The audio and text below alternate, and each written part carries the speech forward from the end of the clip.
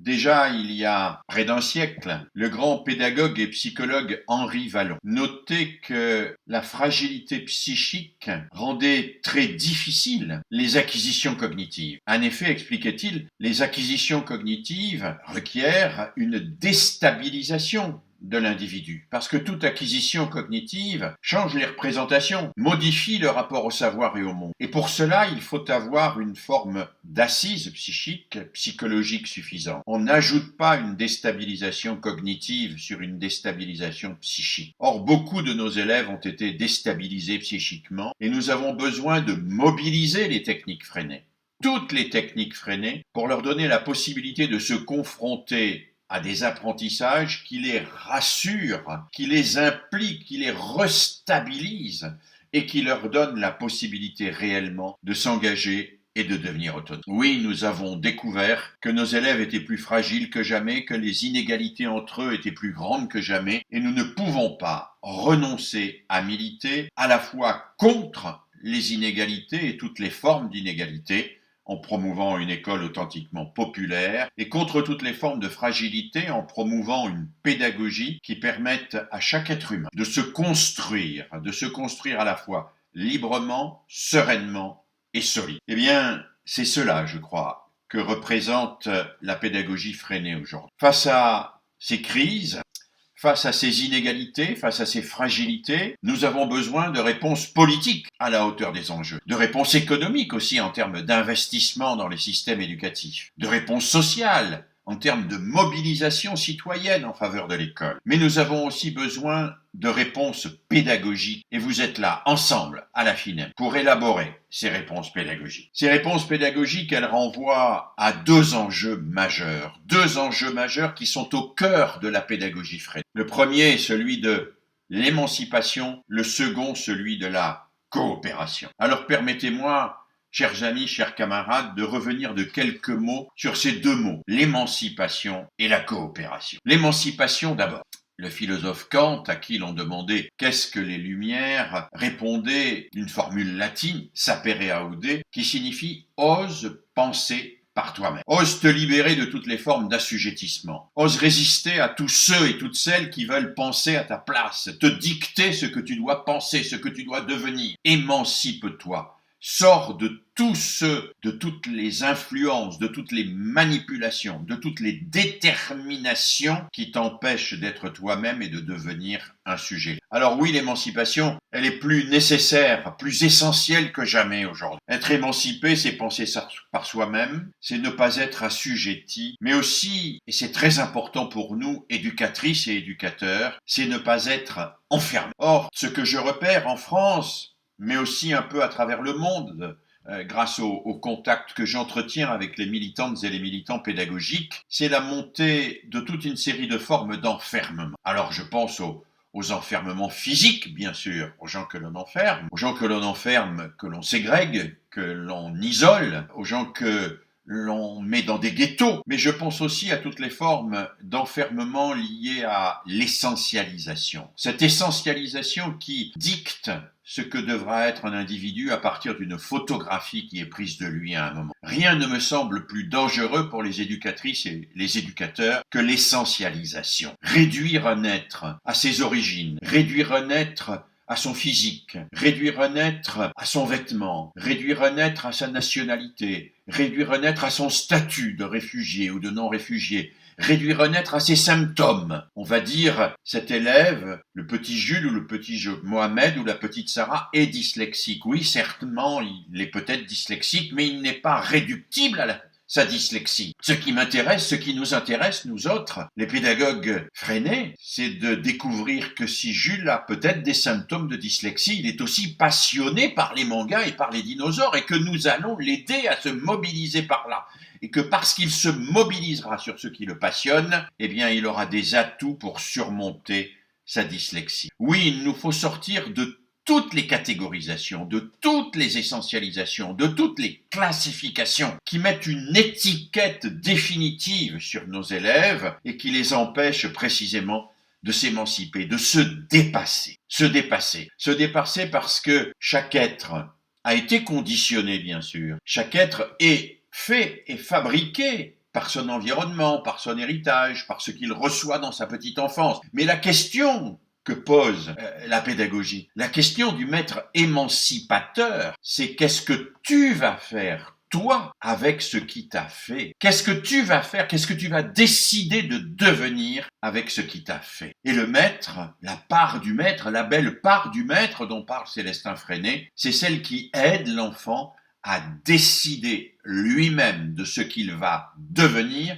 de ce qu'il va faire avec ce qu'il a. Oui, l'émancipation est essentielle, mais on ne s'émancipe pas tout seul. C'est la raison pour laquelle la coopération est un corollaire nécessaire et indispensable à l'émancipation. On ne s'émancipe pas seul. Et nous autres, militantes et militants de la pédagogie populaire, nous savons qu'il n'est pas possible de concevoir l'émancipation en imaginant simplement celle-ci sur le modèle libéral qui croit que une pédagogie émancipatrice est une pédagogie qui permet à quelques dominés de devenir des dominés. Non, une pédagogie émancipatrice est une pédagogie qui éradique les rapports de domination, qui s'attaque à tous les rapports de domination et qui, pour cela, construit des situations de coopération authentique, pas une coopération où on se répartit le travail entre concepteurs, exécutants, chômeurs et gêneurs. Non, une coopération authentique où la réussite de chacun est nécessaire à la réussite de tous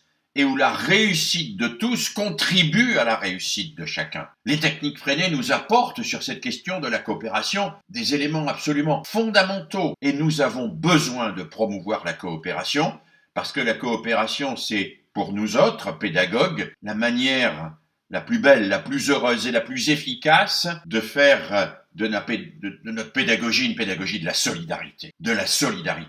La solidarité dont le monde a besoin plus que jamais. C'est vrai, nous avons découvert à l'occasion de la pandémie que nous étions solidaires, que rien qui se passait à un bout de la planète ne pouvait être ignoré à l'autre bout de la planète. Nous sommes solidaires, et avant d'être une valeur, la solidarité est un fait. Mais nous sommes libres d'activer ces solidarités, de faire en sorte que nous fassions le meilleur avec ces solidarités, ou bien au contraire, de nous replier sur l'individualisme, de nous replier sur le communautarisme, de nous replier sur l'identitarisme, de nous replier sur tous ceux qui nous coupent des autres, alors que la solidarité, au contraire, doit nous ouvrir aux autres, au souci de l'altérité. Non pas en niant que nous avons ensemble l'humaine condition, mais parce que la pédagogie, et la pédagogie Freinet en particulier, affirme simultanément que nous avons un droit irréductible à la différence. Nous sommes chacune et chacun différents l'un de l'autre, mais que nous avons aussi un droit irréductible à la ressemblance. Nous nous ressemblons fondamentalement les uns les autres. Nous sommes ensemble porteurs de cette humaine condition dont parlait Montaigne, de cette humaine condition qui nous rend fondamentalement égaux en dignité. Et cette égalité en dignité, c'est à nous, pédagogues, d'en faire une égalité de fait, de ne pas la laisser une égalité de droit hypothétique, mais d'en faire une égalité de fait. Et c'est ainsi que par la pédagogie populaire, nous contribuerons à notre place à transformer la société. Alors mes amis, oui, j'aurais aimé être à la FINEM avec vous si j'avais pu en avoir les moyens. Je ne le peux pas et je le regrette d'autant plus que je suis convaincu qu'au plan national et surtout au plan international, la pédagogie Freinet, l'éducation telle que Freinet la concevait, l'éducation et l'école moderne telle qu'il nous l'a enseignée, tout cela est plus important que jamais. C'est plus important que jamais pour contribuer à créer une société plus juste, où l'enfant aura toute sa. Et je terminerai d'un mot, en vous disant à quel point je souhaite que vous puissiez réfléchir au cours de votre regroupement sur cette question fondamentale des droits. Trop d'enfants sont malmenés, trop d'enfants sont abîmés. Trop d'enfants sont écartés de l'éducation. Le droit fondamental de tous les enfants, c'est le droit à l'éducation. Et pas à n'importe quelle éducation. Parce que les pédagogues nous l'ont dit, Kortchak nous l'a dit, Freinet nous l'a dit, les pédagogues nous l'ont dit, un enfant est à la fois un être inachevé et un être inachevé. Parce que la caractéristique de l'espèce humaine, c'est que nous naissons prématurés. Nous naissons sans avoir stabiliser notre comportement dans nos gènes, contrairement à l'abeille qui, jusqu'à la prochaine mutation génétique, organisera sa vie conformément à ce qui est dans ses gènes, sur un modèle qui est celui de la ruche royaliste. Non, nos enfants naissent inachevés, ils naissent fragiles, ils naissent faibles, ils ont besoin d'être éduqués. Ils ont besoin d'être éduqués, ils ont besoin que nous leur transmettions les savoirs, que nous leur transmettions ce qui leur sera nécessaire à la survie, leur survie personnelle, mais aussi la survie collective, ce qui leur sera nécessaire non seulement pour prolonger le monde, mais pour transformer le monde. Ils sont inachevés, ils ont besoin de nous, bien sûr. Et je suis agacé personnellement aujourd'hui par le développement d'une pensée pédagogique qui laisserait entendre que l'enfant se développe tout seul, d'une manière spontanée, qu'il suffit de le mettre dans la nature, et que ma foi, sans pédagogie, il va se construire d'une façon absolument autonome et absolument solidaire, et qu'il va spontanément aller vers les savoirs. Non, nous savons qu'il n'en est rien. Freinet n'est pas un spontanéiste. Freinet est quelqu'un qui connaît la part essentielle de l'adulte dans le développement de l'enfant. L'enfant est inachevé, il a besoin de nous autres. Mais, l'enfant est inachevé et complet. Et parce qu'il est complet, parce qu'il a déjà en lui toutes les possibilités de l'humaine condition, parce que, comme le disait Kortchak, les chagrins des petits ne sont pas des petits chagrins, l'enfant ne doit pas être manipulé. Il doit être entendu comme une personne, pleinement, entièrement comme une personne. Il a besoin de nous parce qu'il est inachevé, mais nous avons besoin de l'entendre. Nous avons besoin de son engagement, nous avons besoin de sa volonté, nous avons besoin de le connaître, nous avons besoin de l'encourager parce que cet enfant est déjà un être complet et que l'éducation n'est pas le dressage. Nous ne fabriquons pas des êtres humains, nous accompagnons des sujets dont la liberté émerge. Alors oui, mes amis, en cette période où l'enfance est malmenée, soyez attentifs aux droits de l'enfant, soyez attentifs aux devoirs des adultes à l'égard des enfants, un devoir qui est à la fois un devoir de transmission, qui consiste à assurer pleinement notre part de l'éducation, et un devoir qui est aussi un devoir d'écoute, de respect, un devoir qui consiste à appuyer la dynamique de l'enfant, plutôt qu'à le contraindre, plutôt qu'à l'assujettir, plutôt qu'à le normal. Oui, mes amis, il y a aujourd'hui une tentation de confondre l'éducation et la normalisation. Et le numérique pourrait bien être un allié de cette tentation. Il nous faut résister. L'éducation n'est pas la normalisation. L'éducation, c'est l'émancipation et la coopération simultanée. Parce qu'il est un être inachevé, nous devons protéger l'enfant. Parce qu'il est un être complet, nous devons respecter l'enfant. Et la pédagogie Freinet tient les deux bouts. Elle tient les deux bouts. Et c'est ça qui fait qu'elle est essentielle aujourd'hui. Elle nous offre ces techniques fondatrices qui nous permettent à la fois d'accompagner l'enfant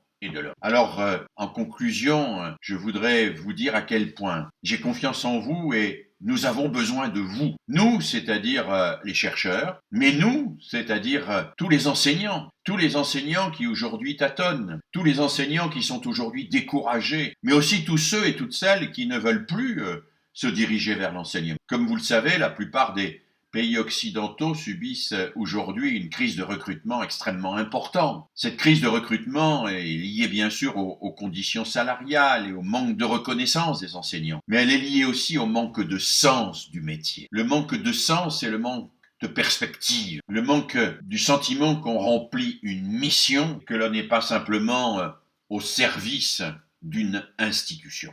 On remplit une mission. Cette mission, vous le savez, Freinet nous a donné pour la remplir des outils essentiels que vous allez non pas figer, mais reprendre, réutiliser, revisiter pendant ces rencontres. Et je vous souhaite à toutes et à tous un très beau et un très bon travail. Nous avons besoin de vous. Les enseignants du monde entier ont besoin de vous. Ils ont besoin de ce souffle extraordinaire que vous avez. Ils ont besoin de ce souffle pour susciter des vocations. Ils ont besoin de ce souffle pour permettre à ceux et celles qui sont déjà en activité de réaliser ce magnifique métier qui consiste à accompagner des êtres vers la liberté, la solidarité, vers une société plus juste grâce à une école authentiquement. Merci et bon congrès.